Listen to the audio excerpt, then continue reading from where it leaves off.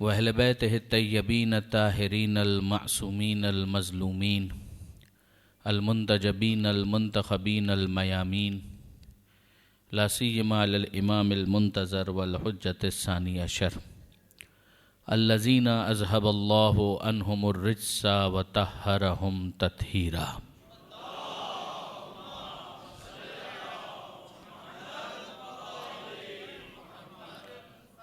واللعنة الدائمة الباقية على أعدائهم أجمعين من يوم ظلمهم إلى قيام يوم الدين. اللهم إنا نرغب إليك في دولة كريمة تعز بها الإسلام وأهله وتذل بها النفاق وأهله وتجعلنا فيها من الدعاة إلى طاعتك والقادة إلى سبيلك وترزقنا بها كرامة الدنيا والآخرة. رب اشرح لي صدري ويسر لي أمري واحلل عقدة من لساني يفقهوا قولي واجعلني خالصا لوجهك الكريم يا الله. صلوات على محمد وآل محمد.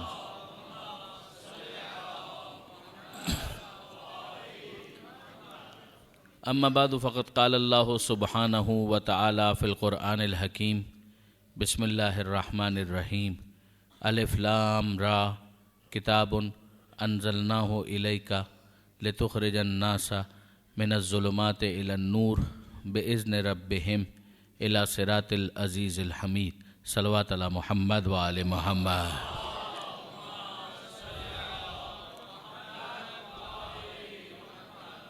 برادران عزیز و خاران محترم، سب سے پہلے میں آپ کی خدمت میں عمومی طور پر اور خصوصیت کے ساتھ حضرت حجت امام زمانہ عجل اللہ تعالی فرجہ الشریف کی بارگاہ میں ولادت باسعادت ختمی مرتبت احمد مجتبیٰ محمد مصطفیٰ صلی اللہ علیہ وآلہ وسلم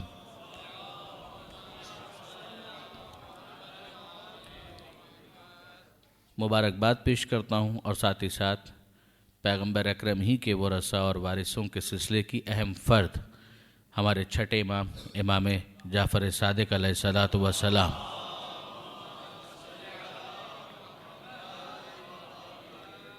تو یہ صادقین کی ولادت کی مبارکباد ہے. پروردگار عالم سے ابتدا ہی میں دعا کرتے ہیں کہ مالک اس مبارک موقع پر ہماری جو دعائیں اور حاجتیں ہمارے دلوں میں ہیں، چاہے ہم الفاظ کی صورت میں انہیں بیان کریں نہ کریں، تیرے علم میں ہے. اس مبارک سعادت کے صدقے میں، مبارک ساعت کے صدقے میں ہماری تمام دعاؤں کو مستجاب فرما.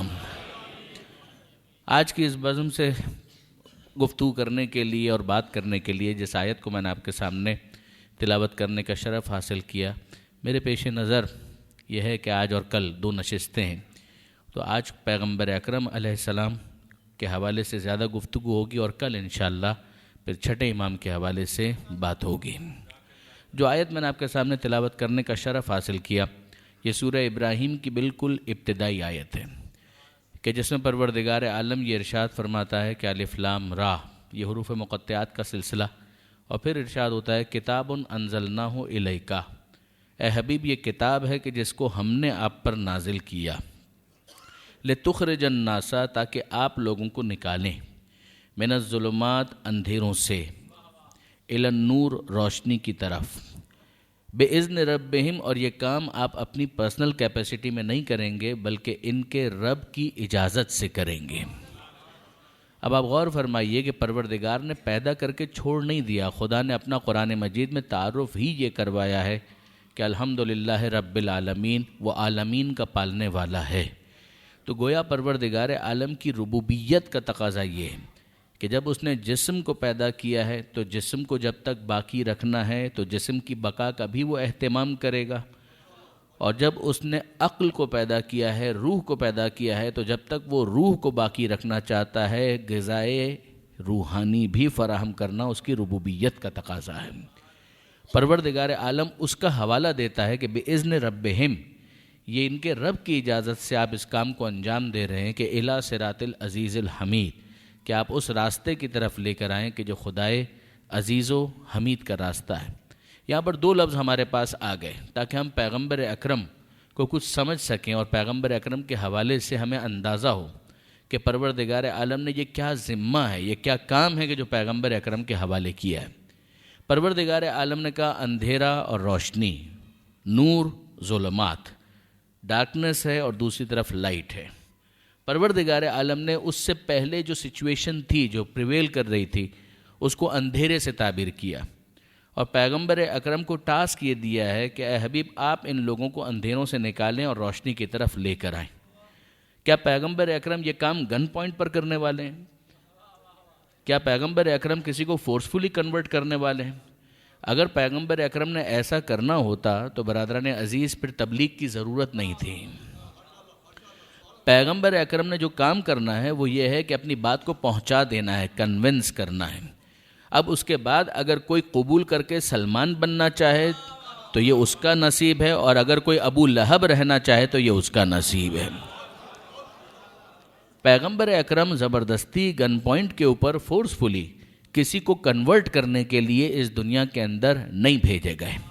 آپ غور فرمائیے اور اس بات پر بہت زیادہ غور کریں میرے نوجوان دوست، کہ پروردگار عالم نے بطور عمومی رسولوں کا ذمہ یہ بیان کیا ہے کہ وما علی الرسول الا البلاغ المبین، کہ رسول کی ذمہ داری یہ ہے کہ وہ بات کو صاف صاف پہنچا دے۔ جب رسول کی ذمہ داری بات کو پہنچانے کے سوا اور کچھ نہیں ہے تو ماننے والوں میں اگر کوئی مبلغ بنتا ہے تو اس کی ذمہ داری اس سے زیادہ کیسے ہو سکتی ہے؟ اب اگر آپ غور کریں تو کتنا ڈسٹارٹ کیا گیا، کتنا زیادہ اس کانسیپٹ کو ٹیمپر کیا گیا، کتنا اس کو آلٹر کیا گیا، کتنا اس کو بدلا گیا، کہ جہاں پر ایک کانسیپٹ یہ دے دیا گیا کہ اگر کوئی اسلام کی تبلیغ کرنا چاہتا ہے تو اس کا مطلب ہی یہ ہے کہ تلوار رکھ دو، اگر وہ قبول کرے تو ٹھیک ورنہ اس کی گردن کاٹ دو۔ کیا یہ رسول رحمت کا دین ہے کہ جس کی اس طرح سے تبلیغ کی جا رہی ہے؟ وہ رسول کے جس کے لیے پروردگار عالم اس انداز سے کہے، ناز کرے کہ وما ارسلناک الا رحمتا للعالمین، کہ حبیب ہم نے تو آپ کو عالمین کے لیے رحمت بنا کر بھیجا۔ اس کا طریقہ کیا تھا؟ اس کا طریقہ یہ تھا کہ وہ اپنے پیغام کو پہنچایا کرتا تھا۔ اب آپ دیکھیے برادران عزیز کہ اس جگہ جو کانسیپٹس چل رہے تھے اور جو اس وقت فضا وہاں پر موجود تھی، ابھی میں نے عرض کیا آپ کی خدمت میں کہ اس سچویشن کو قرآن نے ظلمت سے تعبیر کیا کہ اندھیرا، اور پیغمبر جو پیغام لے کر آ رہے ہیں اس کے ذریعے سے روشنی دکھا رہے ہیں، روشنی میں لے کر آ رہے ہیں۔ یہیں پر ہمارے سامنے ایک اور اصطلاح آتی ہے اس اندھیرے کے لیے، اور وہ اصطلاح ہے جاہلیت، کہ وہ زمانہ جاہلیت کا زمانہ تھا۔ اب غور کیجئے کیا وجہ ہے کہ اس زمانے کو جہالت کا زمانہ نہیں کہا گیا، جاہلیت کا زمانہ کہا گیا؟ کوئی تو وجہ ہوگی۔ کیا علماء کرام نے اس حوالے سے کتابوں میں بحث کی ہے؟ جواب جی ہاں، بالکل کی ہے۔ میں ایک کتاب کو یہاں پر انٹروڈیوس کرنا چاہوں گا اپنے نوجوان دوستوں کے لیے، اور اس کتاب کا نام ہے تاریخ اسلام۔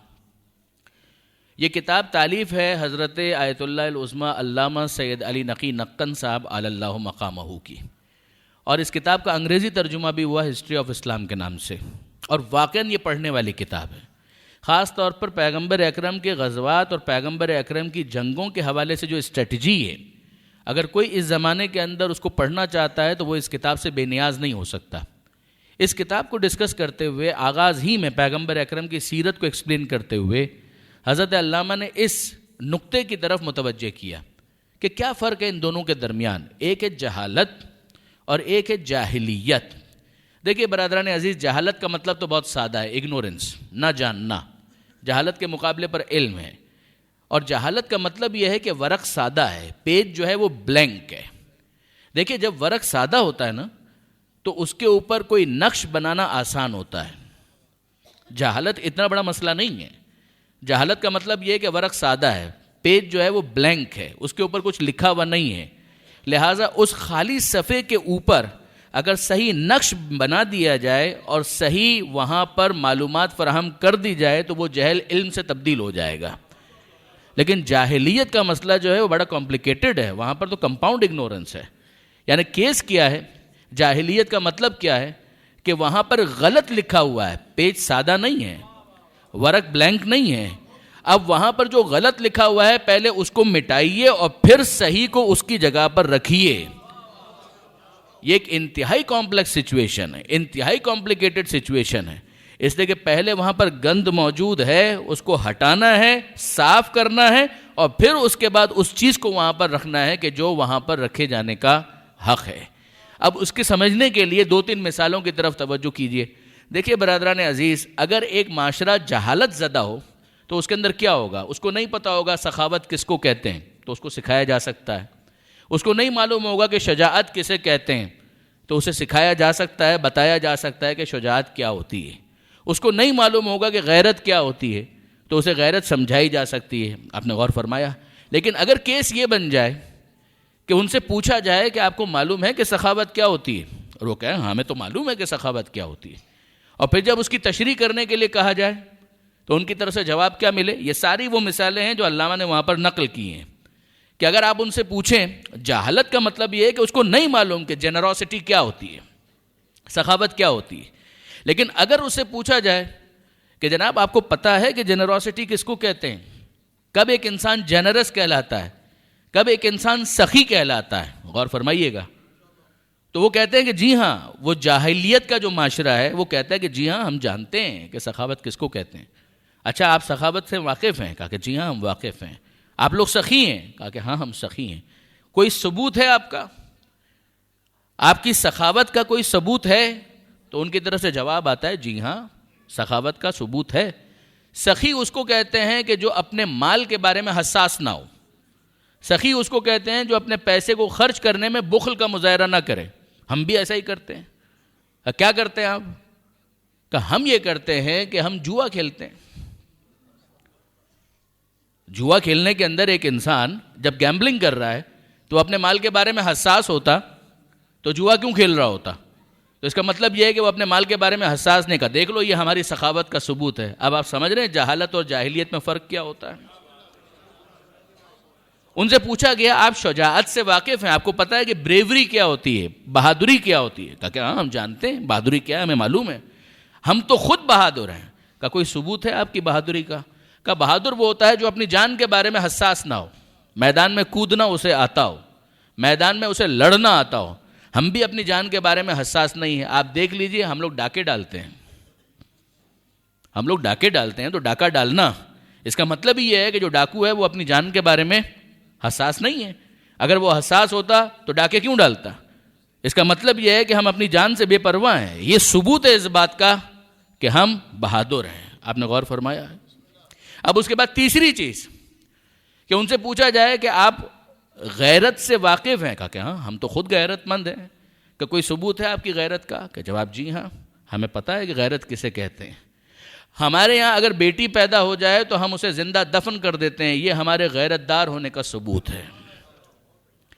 یہ ہے وہ جاہلیت کہ جہاں پر مفہوم تبدیل کر دیا جائے، عنوان اچھا لیا جائے. لفظ شجاعت کے اندر کوئی خرابی نہیں ہے، لفظ سخاوت کے اندر کوئی خرابی نہیں ہے، لفظ غیرت کے اندر کوئی خرابی نہیں ہے، مگر اگر اچھا عنوان لیا جائے اور اسے لے جا کر ایک غلط مطلب کے اوپر چسپاں کر دیا جائے تو اس حالت کو جہالت نہیں کہتے، جاہلیت کہتے ہیں. کہ جاہلیت زدہ معاشرہ ہے کہ جہاں پر اس بات کا بھی احساس نہیں ہے کہ سخاوت کے مطلب کو انہوں نے کیا سے کیا بنا دیا، شجاعت کے مطلب کو کیا سے کیا بنا دیا، غیرت کے مطلب کو کیا سے کیا بنا دیا. اب برادران عزیز آپ غور فرمائیے کہ یہاں پر یہ نقطہ غور طلب ہے کہ اس معاشرے کے اندر پیغمبر اکرم کے اوپر پروردگار عالم کتاب نازل کرتا ہے اور پروردگار عالم کی طرف سے پیغمبر اکرم کو یہ ٹاسک دیا جاتا ہے کہ حبیب اس کام کو آپ نے انجام دینا ہے. وہ جاہلیت زدہ معاشرہ آگے بڑھ کر پیغمبر اکرم کے بارے میں کیا اعتراض کرتا ہے؟ بہت سے اعتراضات ہیں کہ جو پروردگار عالم نے قرآن مجید کے اندر نقل کیے ہیں. ایک اعتراض ان کا یہ تھا کہ لولا نزل ھذا القرآن علی رجل من القریتین عظیم، کہ اگر خدا کو یہ کتاب نازل کرنی تھی تو خدا کو چاہیے تھا کسی عظیم کے اوپر نازل کرتا. یعنی آپ کی نظر میں یہ رسول جس کو رسول بنایا گیا یہ عظیم نہیں ہے؟ جواب جی نہیں، یہ عظیم نہیں ہے. غور کیجئے گا، جہالت اور جاہلیت. کہ یہ تمہارے نزدیک عظیم نہیں ہے؟ کہا کہ نہیں عظیم نہیں ہے، صاحب عظمت نہیں ہے. خدا کو اگر نازل کرنا تھا تو خدا مکے اور طائف میں سے کسی عظیم کے اوپر اس کتاب کو نازل کرتا، ہمیں کوئی اعتراض نہ ہوتا، ہم قبول کر لیتے. مگر خدا نے اس کے اوپر کیوں نازل کیا؟ یہ یتیم عبداللہ اس کے اوپر کیوں نازل کیا؟ غور فرمائیے گا. اب اگر ان سے پوچھا جائے کہ جناب علی آپ کے نزدیک یہ عظیم نہیں ہے؟ کہا جواب جی ہاں یہ عظیم نہیں ہے. کہا کیا تم لوگ خود اس کو صادق نہیں کہتے؟ کہا کہ ہاں ہم تو کہتے ہیں یہ صادق ہے. کیا تم خود اس کو امین نہیں کہتے؟ کہا کہ ہاں ہم کب منع کر رہے ہیں، یہ تو امین ہے، ہماری امانتیں اسی کے پاس ہوتی ہیں، ہمیں اس کی بات پر بھی اعتبار ہے، یہ سچا ہے، ہمیں اس کی بات پر اعتبار ہے، یہ صادق ہے، اس کا کریکٹر ایسا ہے کہ امانت کے سوا ہم نے کچھ نہیں دیکھا، یہ امین ہے۔ تو صادق مانتے ہو، امین مانتے ہو، عظیم نہیں مانتے؟ ان کا جواب ہے جی ہاں صادق مانتے ہیں، امین مانتے ہیں، مگر صداقت اور امانت کا عظمت سے کیا تعلق؟ یہ ہے جاہلیت، کہ جہاں پر صداقت کو قبول کیا جائے کہ صادق تو ہے، امانت کو قبول کیا جائے امین تو ہے، مگر صداقت اور امانت کا عظمت سے کیا ربط ہے؟ صداقت اور امانت کا امانت سے، عظمت سے کیا تعلق ہے؟ یہ ہے اعتراض جو ان کی طرف سے کیا گیا۔ اب آپ غور فرمائیے ان کے نزدیک کیا ہے؟ ان کے نزدیک یہ ہے کہ جناب اگر پروردگار کو نازل کرنا تھا تو کسی مالدار کے اوپر نازل کرتا، کوئی ارب پتی تو ہو، کوئی کھرب پتی تو ہو، کوئی ایسا تو ہو کہ جس کی کوٹھیاں نظر آئیں، جس کے کارخانے نظر آئیں، جو چل رہا ہو تو تزک احتشام کے ساتھ، جاہو جلال کے ساتھ، ہوٹر بجاتی ہوئی گاڑیاں ہوں، پروٹوکول ہو، کوئی ایسا جاہو جلال تو ظاہری طور پر نظر آئے تو پھر اس کے بعد تو ہم قبول کریں۔ مگر یتیم عبداللہ جس کا نعرہ یہ ہو کہ الفقر و فخری، کہ میرا فقر میرے لیے باعث فخر ہے، ایسے کو خدا نے رسول کیوں بنا دیا؟ اب آپ غور کیجئے برادران عزیز، میں مال اور دولت کا مخالف نہیں ہوں، میں نے پہلے بھی شاید عرض کیا تھا، میں تکرار کرتا ہوں کہ مال اور دولت کا ہونا کوئی معیار نہیں ہے، مال اور دولت کا نہ ہونا بھی کوئی معیار نہیں ہے۔ پروردگار عالم نے اگر مال اور دولت دیا ہے، اگر کسی نے حلال سے کمایا ہے، تو اب امتحان تو اسی بات کا ہے کہ کون ہے جو قارون بن کر ناکام ہو جاتا ہے اور کون ہے ختیجہ بن کر کامیاب ہو جاتا ہے۔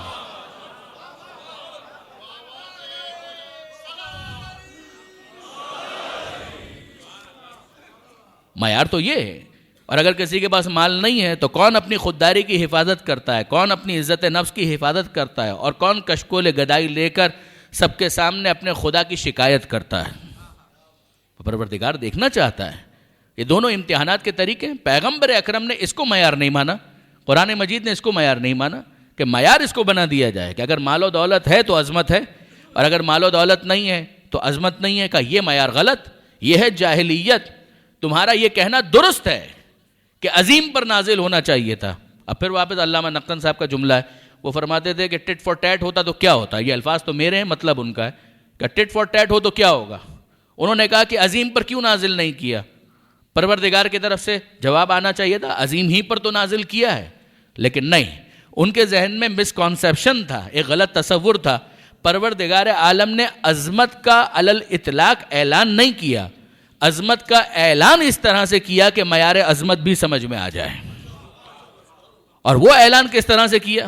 اعتراض یہ تھا کہ خدا کو اگر نازل کرنا تھا تو عظیم پر نازل کرتا۔ پروردگار عالم نے جواب دیا ہے سورہ نون والقلم کے اندر کہ عظیم پر نازل کیا، مگر عظمت کا معیار تو سمجھو، انک لعلی خلق عظیم۔ اے حبیب، اخلاق عظیم ہونے کی وجہ سے آپ فرد عظیم ہیں، مرد عظیم ہیں، نبی عظیم ہیں۔ کہ آپ کی عظمت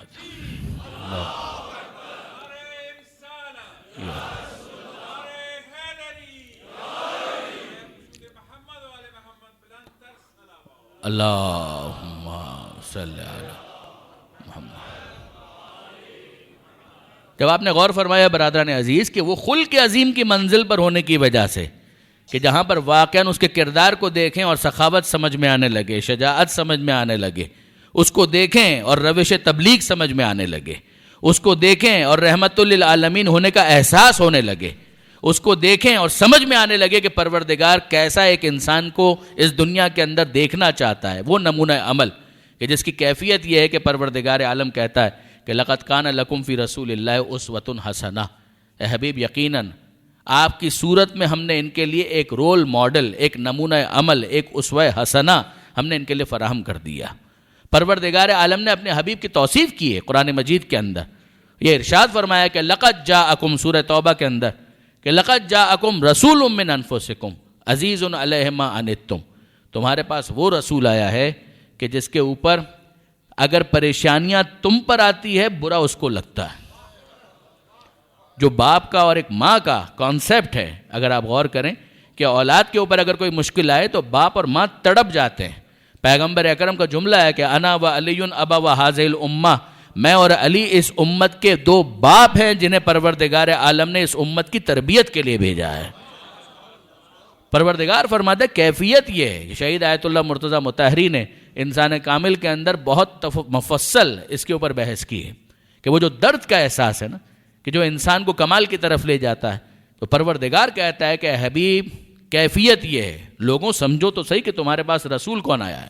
لقد جاءکم رسول من انفسکم عزیز علیہ ما عنتم، پریشانیاں تم پر آتی ہیں، برا اس کو لگتا ہے. حریص علیکم، وہ تمہارے بارے میں حریص ہے، وہ تمہارے بارے میں لالچی ہے.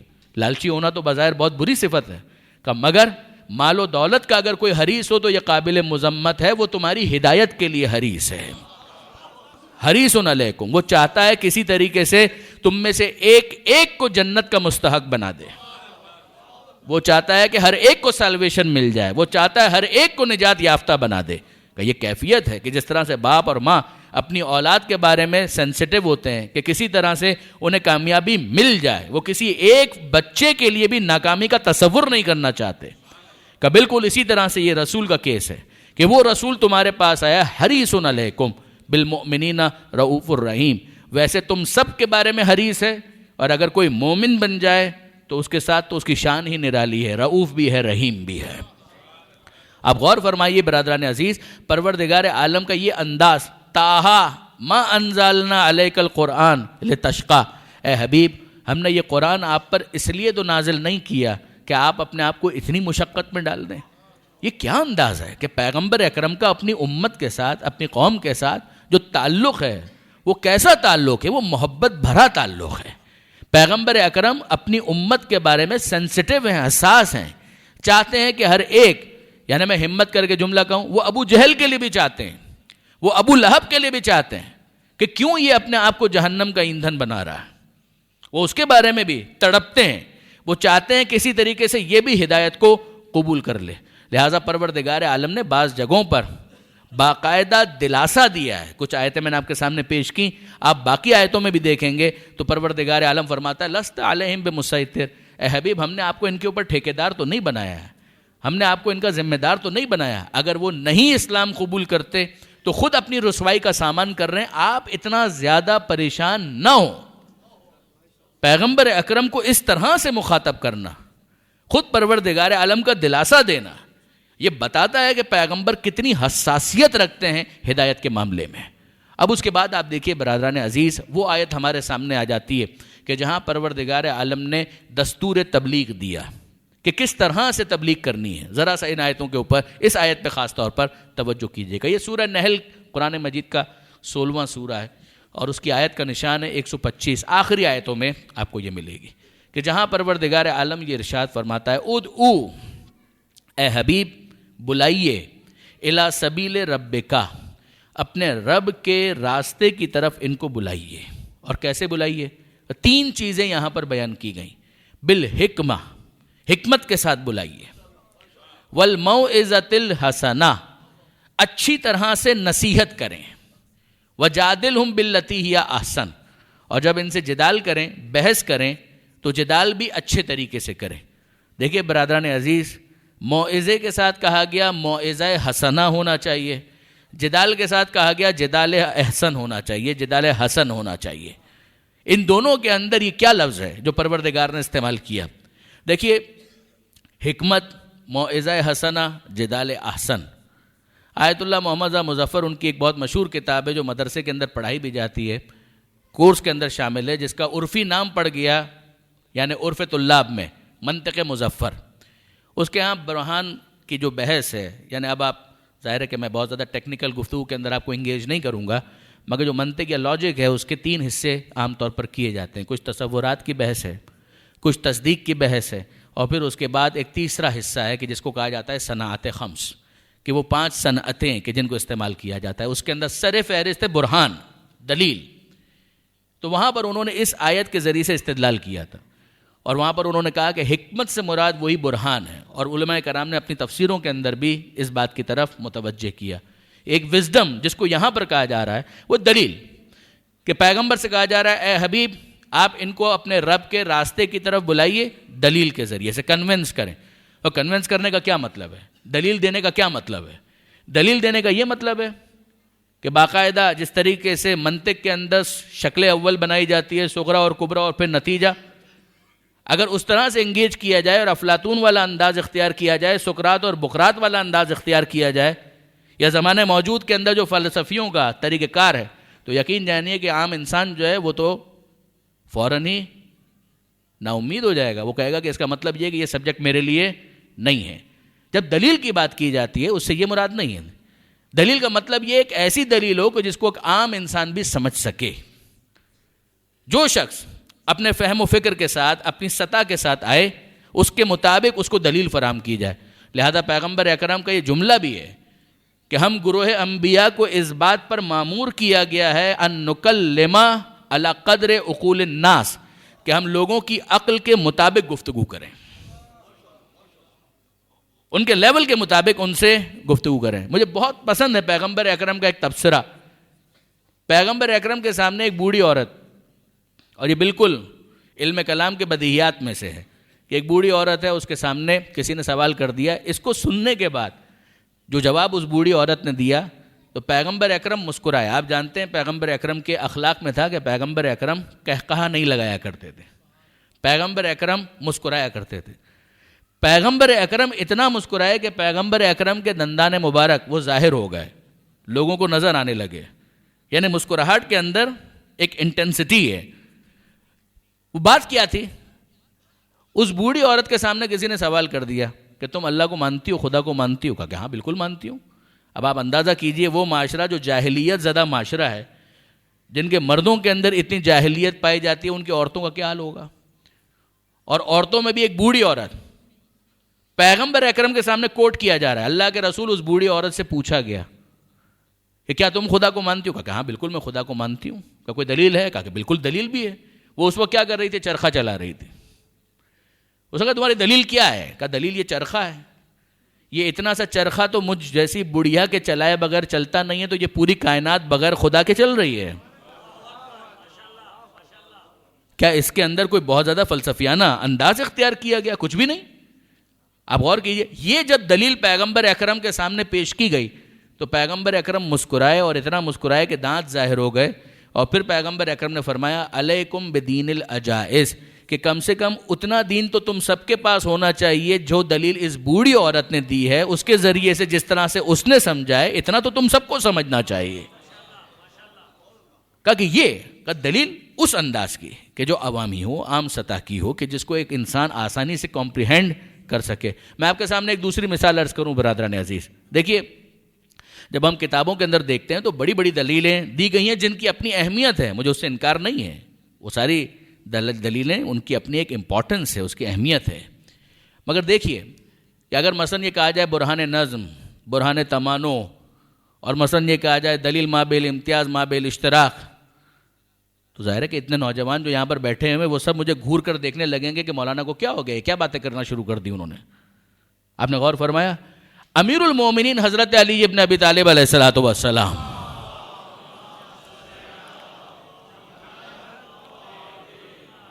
نہج البلاغہ کے اندر مولا کائنات کس طرح سے دلیل فراہم کرتے ہیں، وہی جو پیغمبر اکرم کے علوم کے وارث ہیں وہ کس طرح سے پریزنٹ کرتے ہیں. امیر المومنین فرماتے ہیں کہ دیکھو، جتنے انبیاء آئے آدم سے لے کر خاتم تک، ان سب نے ایک خدا کی بات کی ہے. اگر کوئی دوسرا خدا ہوتا تو کیا خالی بیٹھ جاتا؟ آدم آئے وہ کہہ رہے ہیں خدا ایک ہے، ابراہیم آئے وہ کہہ رہے ہیں خدا ایک ہے، نوح آئے وہ کہہ رہے ہیں خدا ایک ہے، آخری نبی آئے وہ کہہ رہے ہیں خدا ایک ہے. وہ سب کے سب کہہ رہے ہیں خدا ایک ہے. اگر وہ دوسرا خدا ہوتا تو وہ بھی اپنے نبیوں کو بھیجتا. یہ کیسے ہو سکتا ہے کہ ایک تو بھیج رہا ہے اور دوسرا خاموش بیٹھا ہوا ہے؟ یا وہ نہیں ہے یا وہ عاجز ہے. اگر نہیں ہے تو بات ختم ہو گئی، اور اگر عاجز ہے تو اس کا عاجز ہونا خود اس بات کی دلیل ہے کہ جو عاجز ہوتا ہے وہ سب کچھ ہو سکتا ہے، خدا نہیں ہو سکتا. آپ نے غور فرمایا؟ یہ دلیل پیش کرنے کا وہ انداز جو معصومین کے ذریعے سے ہم تک پہنچا. اب آئیے اس کے بعد دوسری چیز جو وہاں پر بیان کی گئی وہ کیا ہے؟ حکمت کے ذریعے سے کا موعظہ حسنہ، کہ اچھی طریقے سے نصیحت کرنا. اور تیسرا کیا ہے؟ کا جادلہم باللتی ہی احسن، بحث بھی اگر کرنی ہے تو اچھی طریقے سے بحث کرنی ہے. کیا مطلب؟ ایسی بحث کہ جس کے اندر حسن ہو، بیوٹی ہو. ایک وہ انداز ہوتا ہے کہ جس کے اندر اس بات کی کوشش کی جاتی ہے کہ سامنے والے کا کریکٹر اسیسینیشن کر دیا جائے، لیگ پولنگ کی جائے، تو اس کو یہ احساس، وہ آفینڈڈ فیل کرے گا، تو بات اگر صحیح بھی ہوگی تو وہ مانے گا نہیں، دل دور ہو جائے گا. آپ غور فرمائیے گا کہ ان سے اگر بحث بھی کرنی ہے تو اس طرح سے بحث کرو جو جدال احسن ہو. ایک ہوتا ہے چڑھائی کرنا، چھا جانے کی کوشش کرنا، اسلام اس کا مخالف ہے. آپ دیکھیے برادران عزیز، پروردگار عالم نے سورہ قصص 28واں سورہ ہے، وہاں پروردگار عالم یہ ارشاد فرماتا ہے کہ تلک الدار الاخرہ، وہ آخرت کا گھر، نجعلھا، وہ ہم قرار دیتے ہیں، للذین، ان لوگوں کے لیے، لا یریدون علوا فی الارض، جو زمین پر چھا جانے کا ارادہ نہیں رکھتے، والعاقبۃ للمتقین، اور عاقبت وہ صاحبان تقوی کے لیے. یہ کیا ہے؟ پروردگار عالم وہاں پر بھی یہی سمجھا رہا ہے کہ تم چھا جانے کی کیوں کوشش کرتے ہو، یہ تمہارا ارادہ کیوں ہے کہ سامنے والے کو مغلوب کر لو؟ نہ، اپنی بات پیش کرو، اپنی بات بیان کرو.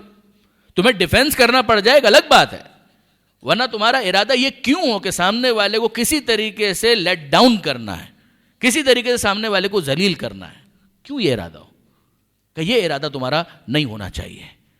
وہاں پر ہم دیکھتے ہیں پروردگار کہتا ہے جدال کرو، جدال احسن. جدال کا مطلب بحث کرنا. کیا فرق ہے اس میں اور اس برہان کے اندر، دلیل کے اندر؟ ایک فرق ہے. دیکھیے برادران عزیز، بحث کا مطلب یہ ہے، جدال کا مطلب یہ ہے کہ کوئی کامن ڈینومینیٹر موجود ہو، کوئی ایسی جگہ ہو کہ جہاں سے گفتگو کو شروع کیا جا سکے، کوئی ایسا نقطہ ہو جو ایگریڈ اپون ہو، جو مسلمات میں شمار ہو.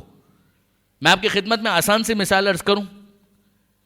مباہلہ کے اندر کیا ہوا تھا؟ پروردگار عالم نے جو آیتیں نازل کی ہیں سورہ آل عمران کی، اگر آپ ان کو دیکھیں، نصارہ نجران آتے ہیں، پیغمبر اکرم کے سامنے سوال کرتے ہیں، پیغمبر اکرم قرآن کی آیتوں کی روشنی میں ان کو جواب دیتے ہیں. ان کے اعتراضات میں سے ایک اعتراض یہ تھا نا کہ بھائی عیسیٰ علیہ السلام کا باپ کون ہے؟ کیونکہ کوئی ان کا باپ نہیں ہے، لہٰذا پروردگار عالم معاذ اللہ ان کا باپ ہے.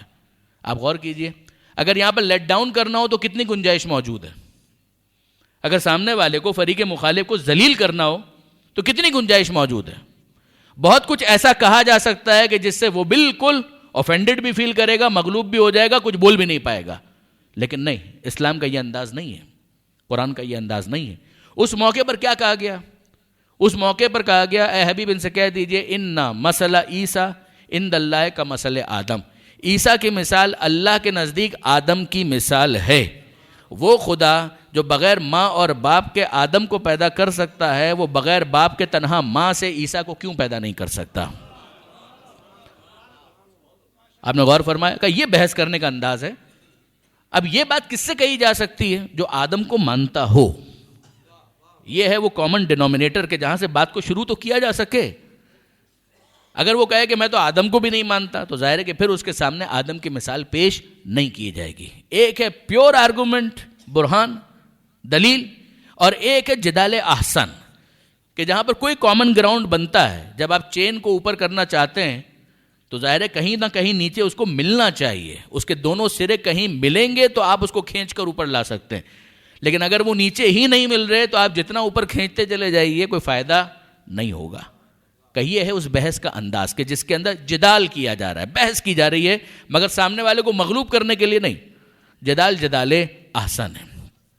اور درمیان میں رکھا موعظہ حسنہ، کہ اچھی طریقے سے نصیحت کرنا، کہ اس کے اندر بھی سامنے والے کو ذلیل نہ کیا جائے، بات بھی اس تک پہنچ جائے. دیکھیں برادران عزیز، ایک ہے میسج دے دینا، اب وہ تو پروردگار عالم نے دے دیا کہ مثال کے طور پر نماز قائم کرو، تو ہمیں پتہ چل گیا کہ خدا نے نماز مانگی ہے. تو اب علم کی کمی تو نہیں ہے. اب تو مسئلہ یہ ہے کہ کسی طریقے سے اس بات کو جو دماغ تک پہنچ چکی ہے دل میں اتار دیا جائے. آپ نے غور فرمائے. اب اس کے لیے کئی مرتبہ کیا ہوتا ہے، مثلا ماں باپ میں وہ اپنی اولاد کو کچھ انسینٹیوز دیتے ہیں کہ بیٹا مثال کے طور پر تم فجر کی نماز پڑھو گے تو میں تمہیں یہ گفٹ دوں گا. تو علم نہیں ہے کیا اس کے پاس؟ علم تو ہے کہ بھائی 15 سال کا ہو گیا ہوں، نماز واجب ہو گئی ہے، پڑھنی ہے. مگر مسئلہ سارا یہ ہے کہ اس موقع پر نیند کو قربان کرنا اور مصلی کے اوپر آنا، اس کے لیے اپنے نفس کو قابو کرنا، کہ اس کے لیے کسی نہ کسی انسینٹیو کی تو ضرورت ہے. یہ وہ منزل ہے کہ جہاں پر ہمیں پیغمبر اکرم کے یہ دو اوصاف سمجھ میں آتے ہیں کہ یا ایھا النبی انا ارسلناک شاہدا ومبشرا ونذیرا. اے حبیب ہم نے آپ کو رسول بنا کر بھیجا ہے اور شاہد بنا کر بھیجا ہے, گواہ بنا کر بھیجا ہے. ومبشرا ونذیرا ہم نے آپ کو خوشخبری دینے والا بنا کر بھیجا ہے. ونذیرا ہم نے آپ کو وارننگ دینے والا, ڈرانے والا بنا کر بھیجا ہے کہ آپ ان کو بتائیں جنت بھی ہے اور جہنم بھی ہے. یہاں کی عیاشی کے نتیجے میں وہاں پر تمہیں زحمت کا سامنا نہ کرنا پڑ جائے, اور یہاں پر اگر تم اپنے رب کی باتوں کو قبول کرو گے تو یقیناً تمہارے لیے وہاں پر نعمتیں ہیں کہ جو منتظر ہیں. اور فرمایا آپ نے کہ یہ دو چیزیں, یہ جو نصیحت ہے اس کو کرنے کے مختلف انداز ہیں. بس یہ بات ذہن میں رکھیے گا کہ نصیحت کا مقصد کیا ہے. کئی مرتبہ انسان بات کو سمجھ چکا ہوتا ہے, عقلی طور پر وہ اس بات کو قبول کر چکا ہوتا ہے, مسئلہ صرف یہ ہے کہ وہ بات اس کے دل میں ابھی پینیٹریٹ نہیں کر پائی. یہ وہ موقع ہے کہ جہاں پر نصیحت اپنا اثر دکھاتی ہے. میں آپ کی خدمت میں عرض کروں, کسی جگہ پر میں نے آیت اللہ کاشف الغطا, یہ تو پوری فیملی ہے نا, انہی کی ایک فرد, ان کا اپنے بیٹے کے ساتھ ایک مکالمہ پڑھا تھا, وہ میں آپ کے ساتھ شیئر کرتا ہوں. ایک مرتبہ درود بھیجے گا محمد و آل محمد.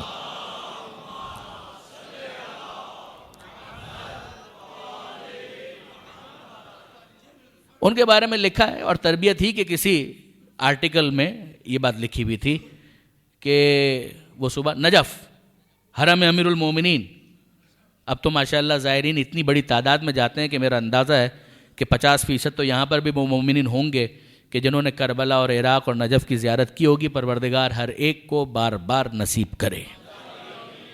تو نجف کا ماحول, اللہ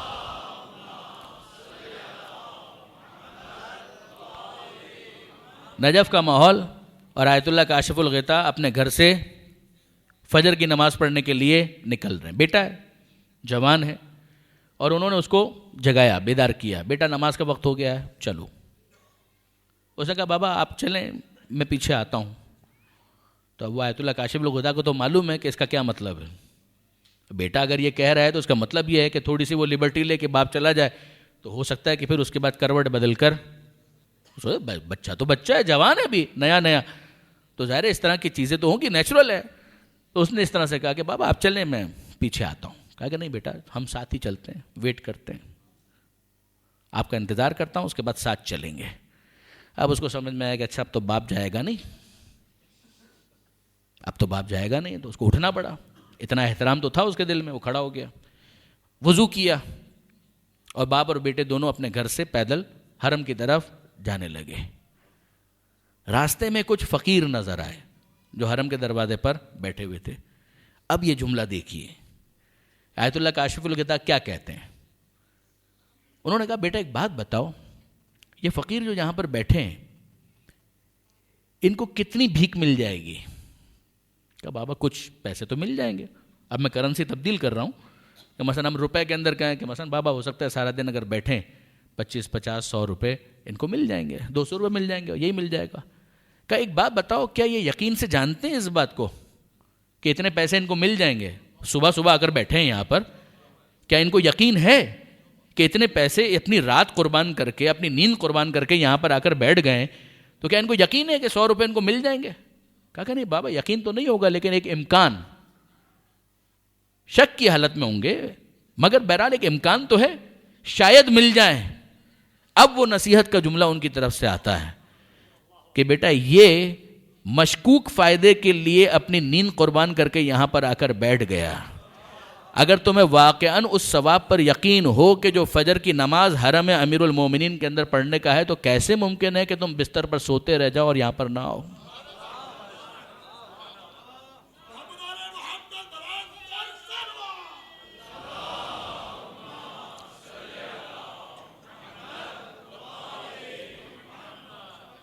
وہ مشکوک فائدے کے لیے اپنا بستر چھوڑ سکتا ہے, تم یقینی فائدے کے لیے اپنا بستر نہیں چھوڑ سکتے.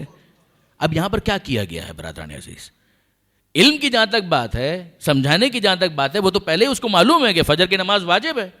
میں 15 سال کا ہو چکا ہوں, بلکہ 15 سال سے کچھ پہلے ہی عام طور پر لڑکوں کے اوپر نماز واجب ہو جاتی, اس کو معلوم ہے.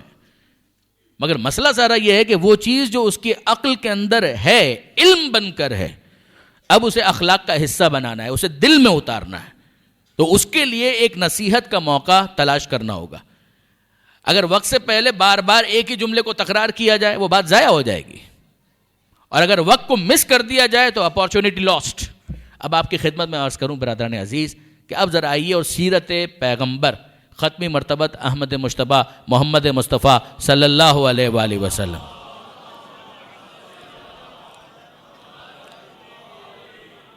حضور کی سیرت کے ان دو واقعات کی طرف توجہ کیجیے گا اور ہم اپنی بات کو اختتام کی طرف لے جائیں. آپ سب کے حافظے کے اندر اور علم میں یہ بات ہے، اس بوڑھی عورت والا قضیہ.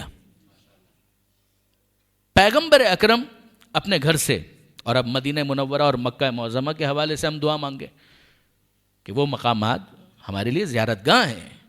پروردگار عالم ہر ایک کو حج اور زیارت مدینہ کی بار بار توفیق نصیب فرمائے.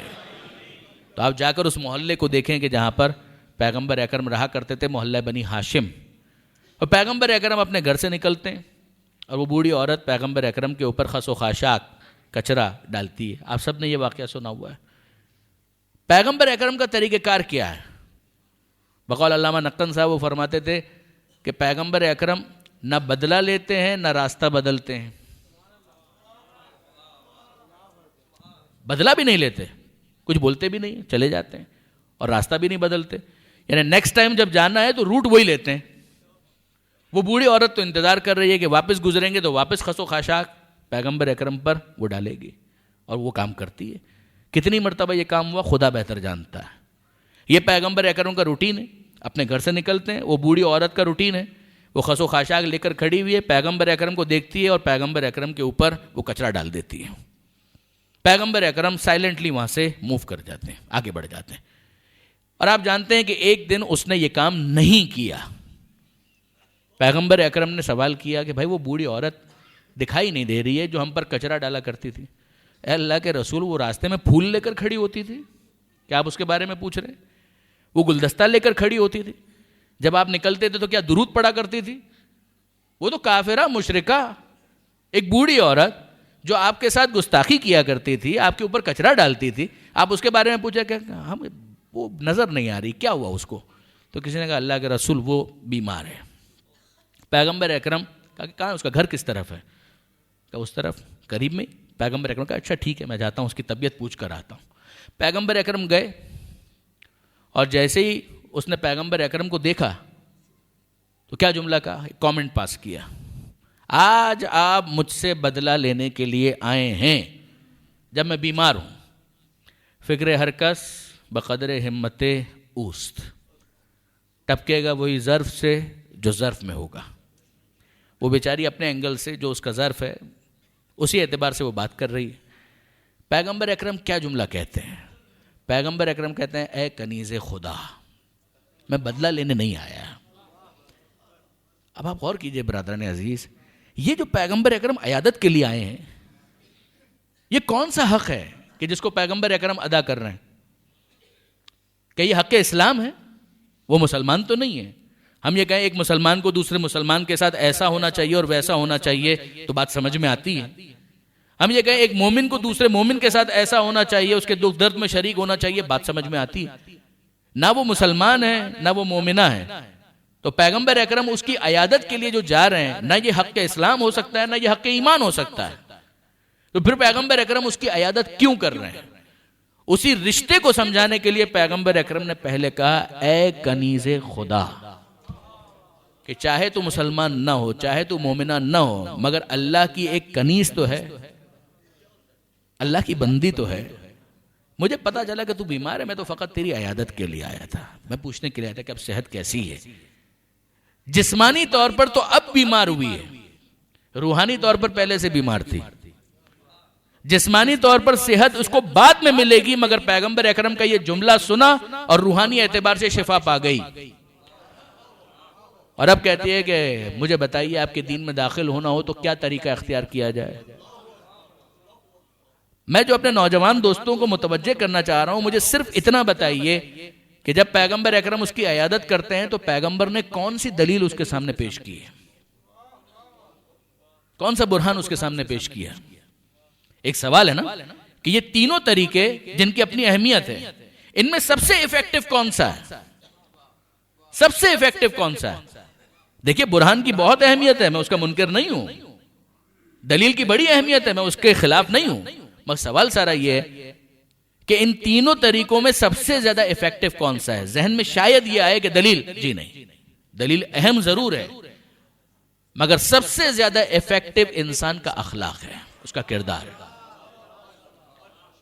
کہ وہ لوگوں کے ساتھ ڈیل کیسے کرتا ہے، وہ بات کیسے کرتا ہے، لوگوں کے ساتھ اس کا انداز کیسا ہے، اس کی گفتگو کیسی ہے، وہ اخلاق ہے کہ جو سب سے زیادہ امپریسو ہوتا ہے۔ میں کبھی نہیں بھولوں گا برادران عزیز، کینیا میں نیروبی میں ایک دفعہ ماہ رمضان کی تقریروں کے لیے جانے کا اتفاق ہوا تھا، اور وہاں پر ایک مدرسہ تھا، اس مدرسے کے اندر وہاں کے جو لوکلز، مقامی افریکنز، وہ اس کے اندر ایڈمیشن ان کے تھے اور ان کو دین سکھایا جا رہا تھا۔ کبھی نہیں بھول سکتا، وہیں پر ایک لوکل وہاں کا جو مقامی استاد تھا، میں نے اس سے کچھ ڈسکس کیا اور میں نے اسے سوال کیا، اچھا ہی was very good at English, وہ اپنی لوکل جو لینگویج تھی سوالی وہ بھی بہت اچھی بول رہے تھے، عربی بھی ان کو آتی تھی، تو گفتگو ہو رہی تھی، تو میں نے ان سے پوچھا کہ یہ بتائیے کہ جہاں جس علاقے کے اندر ہم لوگ ہیں افریقہ کے، یہاں پر تبلیغ کے اعتبار سے اسلام کہاں پر ہے اور کرسچینٹی کہاں پر ہے، کمپیئر کریں just for the sake of understanding, تو ہمیں پتا تو چلے اسٹیٹسٹکس وائز کہ کیا معاملہ ہے۔ تو اس نے بہت پیاری بات کی، اس نے کہا کہ جناب جہاں پر کرسچینٹی ہے وہاں آدھے پر بھی شیعت نہیں ہے، اگر کرسچینٹی 100 پر ہے تو تشیع جو ہے وہ 25% کے اوپر کھڑا ہوا ہے، اور یہ بھی انقلاب اسلامی کے بعد جب خانہ فرنگ بنا اور دوسری چیزیں ہوئی اس کے بعد، ورنہ اس سے پہلے کچھ بھی نہیں تھا۔ تو میں نے کہا کہ بھائی مسئلہ تو یہ ہے کہ کرسچینٹی تو آرگومنٹ میں تو بہت ویک ہے، ٹرینٹی کو تو آپ کیسے جسٹیفائی کریں گے؟ In the name of the father, the son and the holy ghost, باپ کے نام سے، بیٹے کے نام سے، روح القدس کے نام سے، خدا ایک بھی اور تین بھی اور تین بھی ایک بھی ہے۔ تو اگر ٹرینٹی کے بارے میں ان سے خود سے پوچھا جائے کہ کوئی عقلی دلیل، تو وہ خود کہتے ہیں کہ نہیں عقلی دلیل تو کوئی نہیں ہے۔ تو یہ کیا ہو گیا؟ جس کے پاس عقلی دلیل کوئی نہیں ہے اس کے بارے میں آپ کہہ رہے ہیں کہ وہ اتنا زیادہ پروپیگیٹ کر پائے، اتنے زیادہ افراد کرسچن بن گئے؟ کہا کہ ہاں بالکل ایسا ہی ہے۔ تو میں نے کہا کیوں، وجہ کیا ہے؟ تو اس نے جواب دیا، اس نے کہا کہ بات یہ ہے کہ جب کرسچنز یہاں پر آ کر تبلیغ کرتے ہیں تو وہ تبلیغ بعد میں کرتے ہیں، پہلے یہاں پر ہسپتال بناتے ہیں، اسکول بنائیں گے، کلینک بنائیں گے، کھیلنے کا گراؤنڈ بنائیں گے، کھانا کھلائیں گے۔ اب مسئلہ ذرا یہ ہے کہ وہ شخص جو بھوکا ہے اس کو دلیل بعد میں سمجھ میں آتی ہے، کھانا پہلے سمجھ میں آتا ہے۔ وہ جس کے گھر کے اندر بیوی بچے جو ہیں بھوک سے بلک رہے ہیں، آپ اس کو کیا دلیلیں فراہم کر رہے ہیں؟ اس کے بعد ہمیں سمجھ میں آتا ہے کہ کیا وجہ تھی کہ پیغمبر اکرم دعوت ذوالعشیرہ کے موقع پر کھانا پہلے کھلاتے ہیں، بعد میں کرتے ہیں۔ دل میں داخل ہونے کا راستہ پیٹ سے ہو کر جاتا ہے، بعض علماء یہ کہتے ہیں، غلط نہیں کہتے۔ بات سادی سی یہ ہے کہ اگر ایک شخص بھوکا ہے، کاد الفقر ان یکون کفرن، انسان کا فقر اسے کفر تک پہنچا دیتا ہے، نہیں پہنچنا چاہیے ایک الگ بات ہے، مگر پریکٹیکلی ہوگا یہی کہ اگر ایک انسان ہے اس کے گھر میں روٹی نہیں ہے، اس کے پاس کھانے کے لیے کچھ نہیں ہے، آپ اس کو کہیں نماز پڑھنے کے لیے آؤ، آپ اس کو کہیں دین کی طرف آؤ، کہ دین تو اس وقت مجھے سمجھ میں آئے گا جب میرے گھر والوں کو کچھ کھانا تو ملے۔ اب جب کھانا مل جائے تو اس کے بعد دلیل کمزور بھی ہو تو قبول کر لی جاتی ہے۔ اچھا وہ کہتے ہیں کہ وہ لوگ اس طرح سے شروع کرتے ہیں کہ دودھ کے ڈبے پہلے بھجواتے ہیں، روٹی پہلے پہنچاتے ہیں، کلینک پہلے بنواتے ہیں، کھیلنے کے لیے گراؤنڈ پہلے دیتے ہیں، چھوٹا موٹا اسکول پہلے بنا دیتے ہیں۔ اب جب ان کو اطمینان ہو جاتا ہے کہ یہ لوگ ہمارے لیے مفید ہیں تو وہ کمزور دلیل کو بھی نظر انداز کر دیتے ہیں۔ کہا ہمارا کیا طریقہ ہے؟ کہا ہمارا طریقہ یہ ہے کہ ہم ان کی بھوک کو نظر انداز کرتے ہیں، تمام تر مسائل کو نظر انداز کرتے ہیں، اسٹارٹ کرتے ہیں come to Islam, come to Islam, come to Islam. وہ کہاں سے اسلام کی طرف آئے گا؟ برادران عزیز، یہ وہی چیز کہ جہاں پر انسان کا اخلاق، اس کا کریکٹر، خیر الناس من نفع الناس، معصوم کا قول ہے کہ لوگوں میں بہترین وہ ہے کہ جو دوسروں کے لیے فائدہ مند ہو، اسے یہ تو اندازہ ہو کہ یہ میرے لیے مفید ہے، تب وہ قابل سماعت بنے گا، تب وہ آپ کی اور میری بات کو سننے کے لیے تیار ہوگا، ورنہ آپ اور میں چیختے چلاتے رہیں۔ کتنا آسان تھا یہ کام، ہم کر سکتے تھے، ہماری مجلسوں نے کسی حد تک یہ کام کیا۔ جب کوئی حسین کے دسترخوان پر آ کر بیٹھ جائے تو ہم کبھی یہ نہیں پوچھا کرتے کہ تم شیعہ ہو یا سنی ہو، ہم کبھی یہ نہیں پوچھتے کہ تم مسلمان ہو یا غیر مسلم ہو. نہیں برادران عزیز، آؤ آ کر بیٹھو اور کھانا کھاؤ. تم ہماری بات سنو یا نہ سنو، تم آؤ اور بیٹھ کر کھانا کھاؤ. کتنا اچھا ہوتا مثلا 5ویں امام کی ولادت، چوتھے امام کی ولادت، کسی معصوم کی شہادت کسی موقع پر. دیکھیں ایک تو وہ کام ہے جو ہم اپنے امام باڑے کے اندر کرتے ہیں، مسجد کے اندر کرتے ہیں، لیکن فرض کیجئے کہ وہ انداز اختیار کیا جائے کہ کھانے کے پیکٹس بنا دیے جائیں اور نکلیں آپ روڈ کے اوپر. وہ غریب مزدور طبقہ اگر اس کو دیا جائے اور صرف اتنا کہا جائے کہ آج ہمارے 5ویں امام کی ولادت کا دن تھا، اس خوشی میں ہم آپ کو یہ دے رہے ہیں، بس.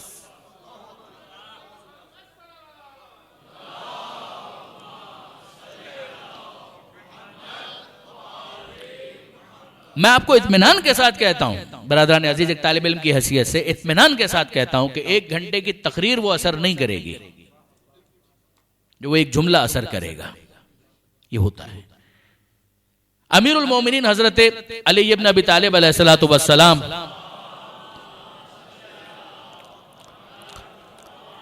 اب یہ بالکل آخری بات اور بات کو ہم مکمل کر رہے ہیں. امیر المومنین کے حوالے سے یہ ملتا ہے کہ امیر المومنین پیغمبر اکرم کی سیرت اخلاق، اس اینگل سے بات کو میں اختتام کی طرف لے جا رہا ہوں کہ پیغمبر اکرم کے اس شاگرد اور شاگرد رشید کہ جس نے یہ جملہ کہا کہ انا عبد من عبید محمد، میں محمد کا غلام. ہمارا فخر ہے کہ ہم اس علی کو مولا مانتے ہیں کہ جو رسول کا غلام. بہت غور فرمائیے گا، مولا کا جملہ انا عبد من عبید محمد، بلکہ صحیح معنوں میں تو غلامی کا حق بھی علی نے ہی ادا کیا ہے. امیر المومنین کسی کام سے کوفہ سے باہر نکلے، یہ مولا کی ظاہری خلافت کا زمانہ ہے. دیکھیے گا باہر نکلے، اور یہ زمانہ فیس بک کا زمانہ نہیں ہے، انٹرنیٹ کا زمانہ نہیں ہے کہ جہاں پر سب کو پتا ہو کہ اس وقت حاکم ہے، وقت کون ہے نہیں معلوم. نہ کوئی خبریں ہیں، نہ کوئی رسالہ ہے، نہ کوئی اخبار ہے، نہ انٹرنیٹ. امیر المومنین باہر آئے کسی کام سے. آن دا وے بیک جب جا رہے تھے کوفہ کی طرف تو راستے میں ایک یہودی سے ملاقات ہو گئی. امیر المومنین اپنے آپ کو انٹروڈیوس بھی نہیں کرتے، اپنا تعارف بھی نہیں کرواتے، بس ساتھ چلنا شروع ہو گئے. وہ بھی نہیں جانتا کہ یہ اس وقت عرب کا حاکم ہے، خلیفہ وقت ہے، اسے نہیں معلوم. وہ یہودی ساتھ ساتھ چل رہا ہے. ظاہر ہے کہ ایک جگہ وہ آئی کہ جہاں پر 2 راہ، اس یہودی کو کسی جگہ جانا تھا اور دوسرا راستہ کوفے کی طرف جہاں مولا کائنات کو جانا تھا. خدا حافظی ہو گئی.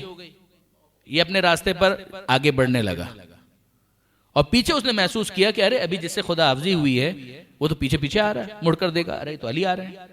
تو سوال کیا آپ شاید بھول رہے ہیں، آپ کا راستہ اس طرف ہے. اب اس بیچارے کو تو نہیں معلوم ہے کہ یہ وہ ہے کہ جو زمین کے راستے کو کیا بھولے گا جو آسمان کے راستوں کو زمین سے زیادہ جانتا ہے.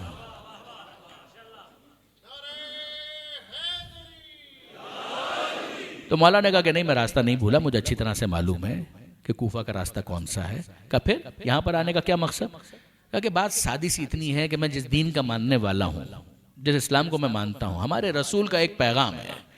پیغام یہ ہے کہ اگر کوئی تمہارے ساتھ سفر کر رہا ہو تو سفر کے اختتام پر ایک حق اس کا تمہاری گردن پر آ جاتا ہے. میں تو بس اس حق کو ادا کرنے کے لیے چاہ رہا تھا کہ تھوڑا اور تمہیں کمپنی دوں، مشایعت کروں، پھر اس کے بعد میں اپنی راہ پر چلا جاؤں گا. کہا اب مجھے سمجھ میں آیا. وہ یہودی کہتا ہے کہ اب مجھے سمجھ میں آیا کہ اسلام کیسے پھیلا.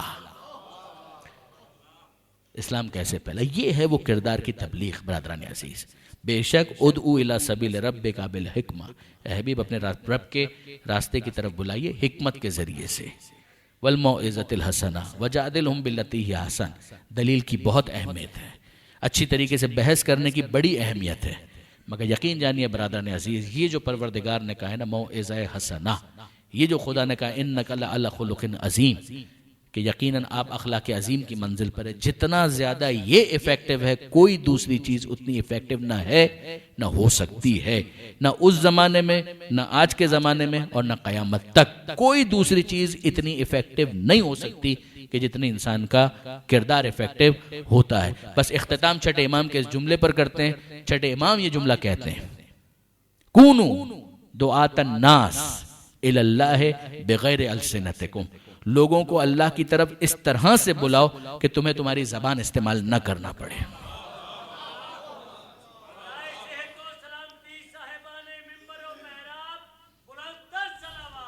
اللہ